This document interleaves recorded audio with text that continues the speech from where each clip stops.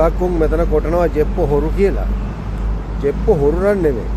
ජෙප්පෝ කවදා හරි හොරා කෑවොත් හොරා කන්නේ දුප්පත් එකාට බෙදන්න මිසක් තමන්ගේ પરම්පරාව ගොඩනගලා වසර ගානකට ගොඩනගලා සුරසප දෙන්න නම් නෙමෙයි කියන එක හොඳටම විශ්වාසයි.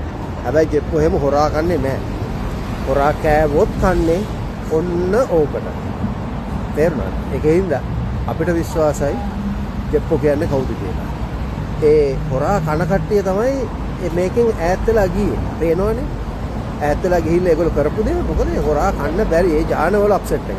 හැබැයි ඔරිජිනල් බ්‍රෑන්ඩඩ් ජාන තියෙනවනේ.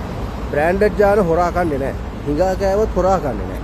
ලේන්සුවක් දාලා හන්දියක එලාගෙන කීයක් හරි එකතු කරගෙන ජීවත් වෙයි. නැත්තම් ඉල්ලගෙන කයි.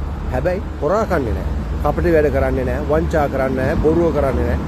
හරිද? නිහතමානීව තමයි හොරා කෑවත් හොරා කන්නේ. එහෙම නැත්නම් හිඟා කෑවත් හිඟා කන්නේ. ඒකද ජෙප්පෝ කවදාකවත් හොරා නම් කන්නේ නැහැ. හොරා කෑවත් කන්නේ අර සූර සර්දියල් හොරා කාලා බෙදුවා වගේ අන්න ඒ වගේ බෙදන්නේ. බෙදලා දුප්පත් මිනිස්සුගේ බඩගින්න බඩගෝස්තරේ පුරවන. තේරුණා? නැත්තම් මේ පොඩි ගහ ගන්න නම් හොරා කන්නේ නැහැ. ඒක විශ්වාසයි 100%. ජය වේවා.